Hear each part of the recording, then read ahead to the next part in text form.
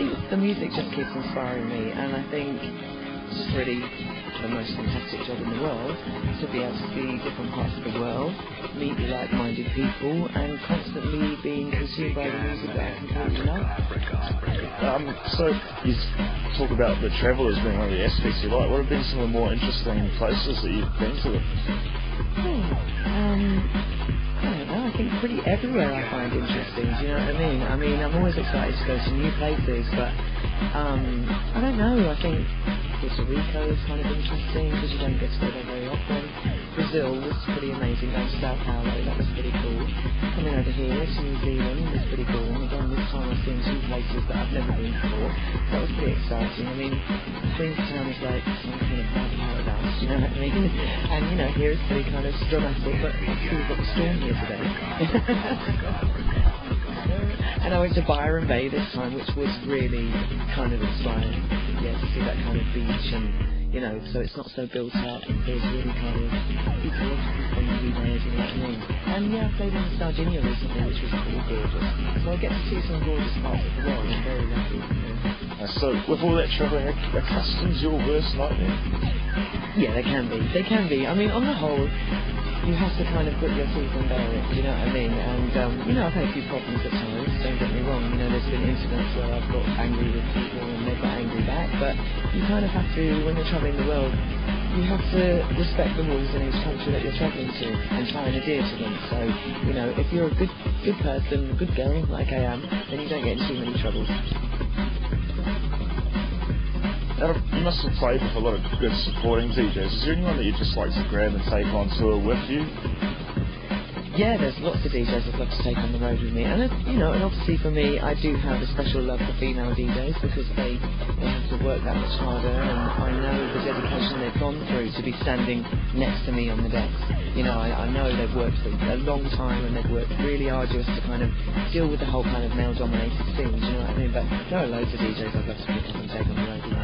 I wasn't actually going to go down the female route, but seeing as you've mentioned it, I might pick it up. I hear you've been doing sort of a bit to help give your fellow ladies a leg up. Can you tell us a bit more about that? Well, we've kind of started this club in London called Feline, and we're trying to kind of look for the next new female DJ. You know, I know there's quite a few out there now, you know, and they seem to be coming more and more, you know, and it's really encouraging for me, you know. And I played in Brisbane the other night with the Jungleettes, which is a whole crew of female DJs, and you know, all night I heard about Kim, the girl who's kind of running it, that she's really worked so hard to get this kind of thing going where she is in Brisbane, and I can see her dedication. She was so professional, and it's nice to meet somebody who's worked really hard, and I understand where she's coming from, do you know what I mean? And she seems to get the support of the guys as well, so that's really cool for her.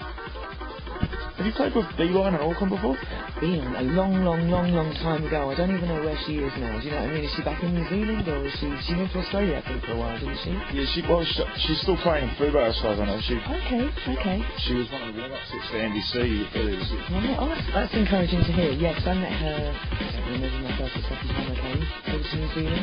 Yeah, so that's encouraging that she's still going. It's always nice. I hate to hear it when DJs have fallen by the wayside, because it is so tough as a female, do you know what I mean? You do always have to be giving it 110%, or else you're going to be not booked, or you make a bad mix and that could be 6 months, you know, that you're not getting booked again.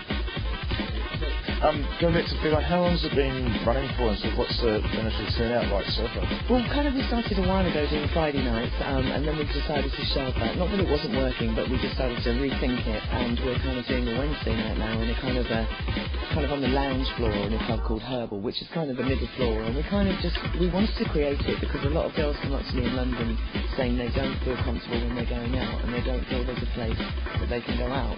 So I think with Feline, it's all about the ladies, and it's all about coming out, and if you want to dress up, you can dress up, and if you want to dress down, you can dress down, you know. But so far it's been really encouraging. The turnout's been good, and most of the girls there have told me they're really enjoying the experience, and they're really happy that they've got their own club at last.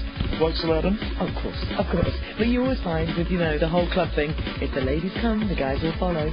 So that's kind of happening right now for us. Can you tell us a bit more about the Roughage label that's been talked about? Okay, the Roughage label is kind of a new label, which is more like a kind of, what's the way to describe it? It's kind of tracks that are valid but are maybe not quite as involved as maybe a metalhead's track would be. You know, more beats and bass and, you know, kind of elements of real dance floor kind of things, you know what I mean? And it's like discovering new people kind of who haven't ever come to metalheads. And now I think with Roughage we have a label that, you know, there's kind of a hierarchy. You go from Roughage to Metalheads Platinum. So I think there's something to strive for. If you become a member of Roughage, you've got something to strive for in the future.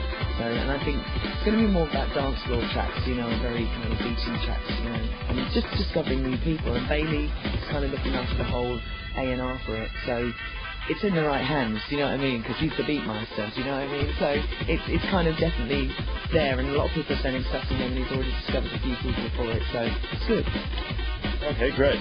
Anyway, I'm just going to go way back. Apparently it's been said that you were the one who taught Goldie how to mix. Is that It's not exactly, you know, sat him down and taught him how to mix. You know, he could mix a little bit, but I think because he came in obviously with me and Kenny, he watched us mix and the way we mix, so I think that has definitely affected his style, you know. And obviously when I'm with him he gets really nervous, you know, because he knows, you know, he's got a kind of, you know, I could be saying, that's a really simple mix, or not that I would, but, you know, I just think with Goldie he gets a bit more nervous when I'm there. So I think because he kind of came through with me and Kenny, it's almost like he learned when we learned, you know, and he learned from us, whereas we kind of learned, I suppose, from Randall and Groove Rider and Fabio.